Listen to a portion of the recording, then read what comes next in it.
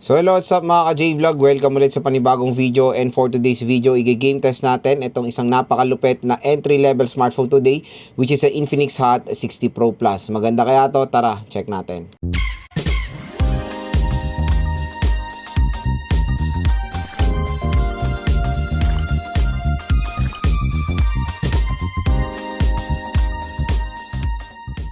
And very interesting ang ating game test dahil yun nga, i-game testan natin yung pinakamanipis na smartphone ngayon sa smartphone industry, ang Infinix Hot 60 Pro Plus. So ito po ay merong mataas na resolution at 144Hz screen refresh rate at okay na okay rin yung kanyang chipset. So 6 games ang ating test: Honor of Kings, COD, Wuthering of Waves, Genshin Impact at ML. So first na lalaruin natin is Mobile Legends. So, set natin yung settings niya. Okay, so map quality is ultra. Resolution is HD. Outline on, shadow on. And syempre, naka full download na resources natin.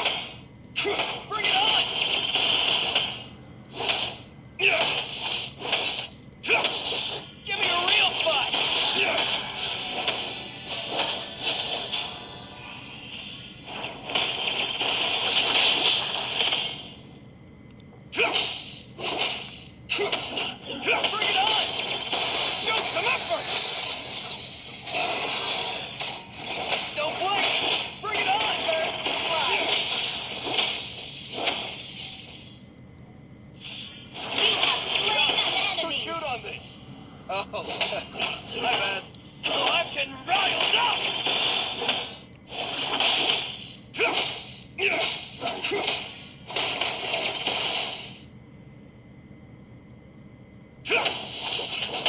Bring it on! Show some effort!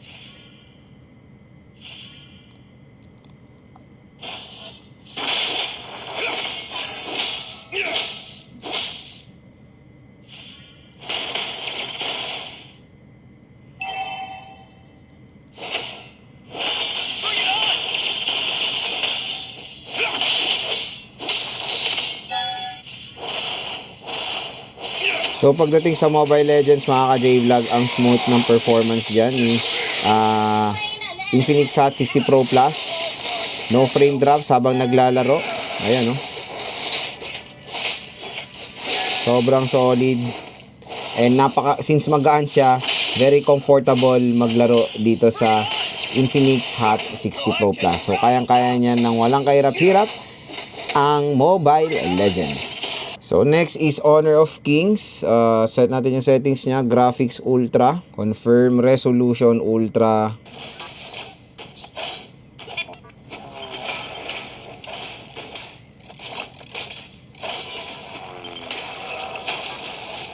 Great blood!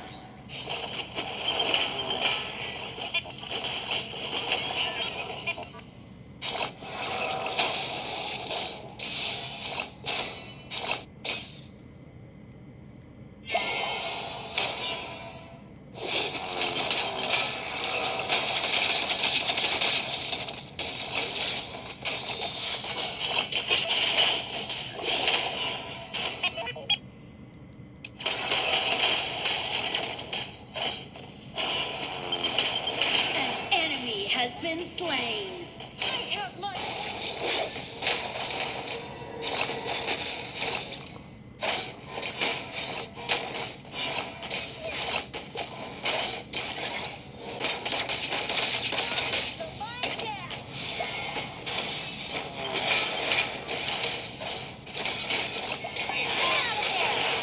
So pagdating sa Honor of Kings, ganun din, napaka-smooth ng performance dyan ni Infinix Hot 60 Pro Plus.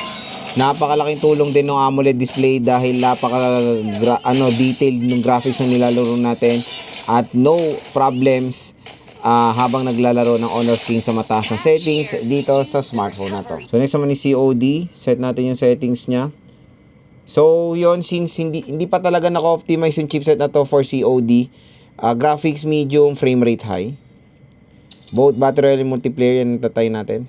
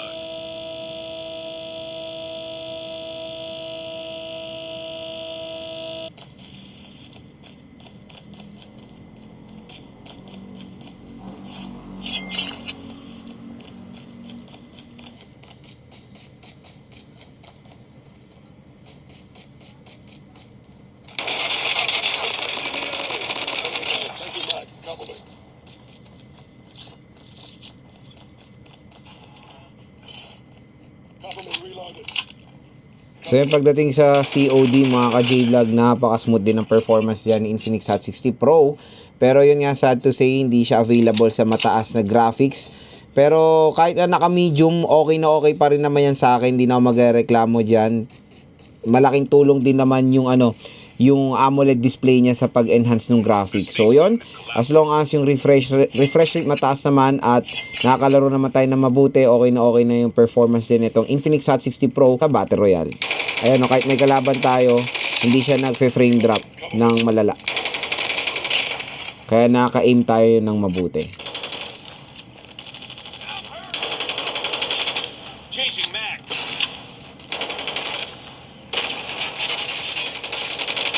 Changing mag.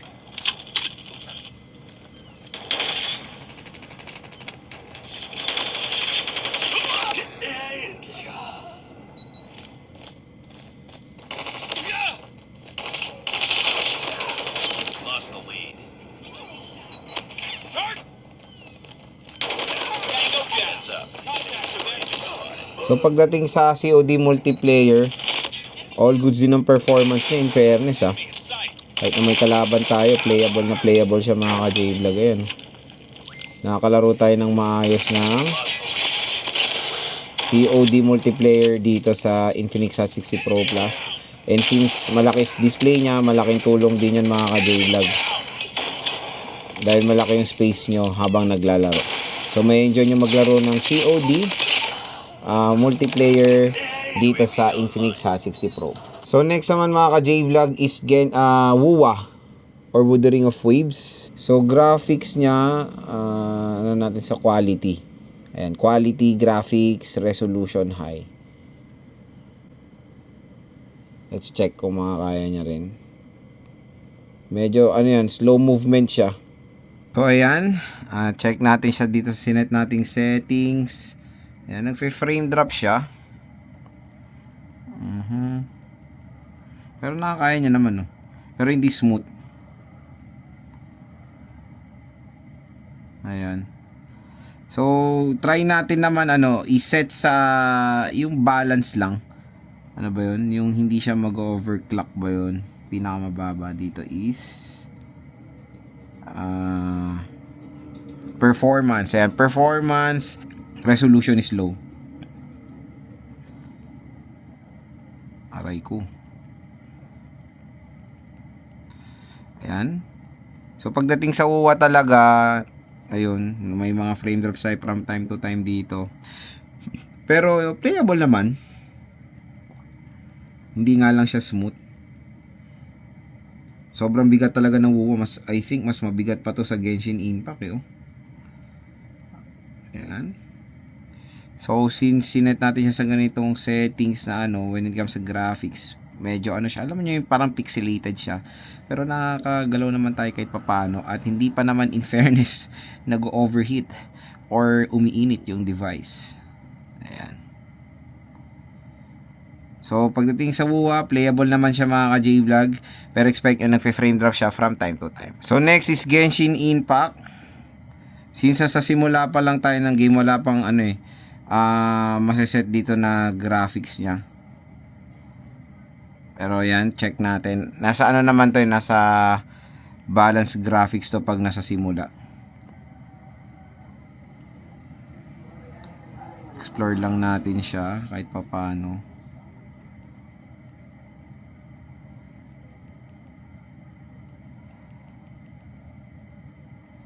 Pero in fairness, when it comes sa Genshin, mas lighter yung load niya nga compare sa sa Wuthering of Waves.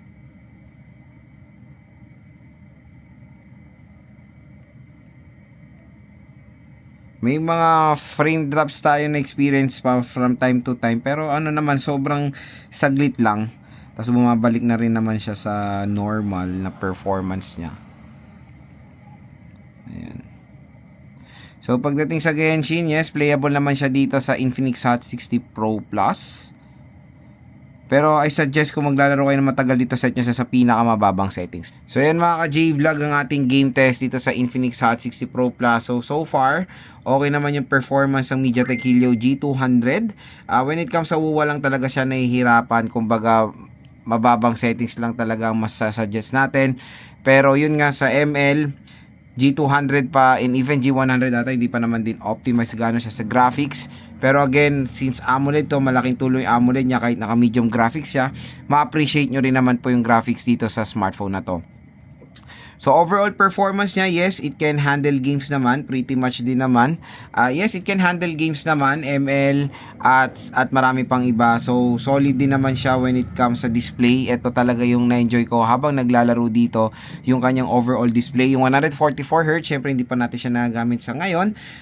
Pero soon baka maging ano na siya, available na rin siya or ma-optimize na rin siya sa mga 144 FPS din ng mga laro. So again mga ka-J-Vlog, kung i-rate ko yung gaming performance niya, 1 ang lowest 10 ng highest, ang score ko dito nasa 9. So mataas siya ng konti dahil yun nga yung display overall napakaganda, very premium. Yung speaker niya napaka-solid.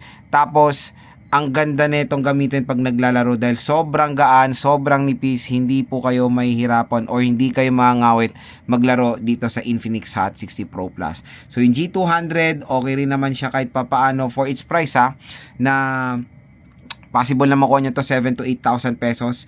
8GB 256 na mga ka-J-Vlog at 8GB 256 na. Kaya kung interested kayo dito sa Infinix Hot 60 Pro Plus, i-click nyo na lang po yung link dito, yung view products natin dahil po dyan sobrang mura lang at bagsak presyo lang po itong smartphone na to.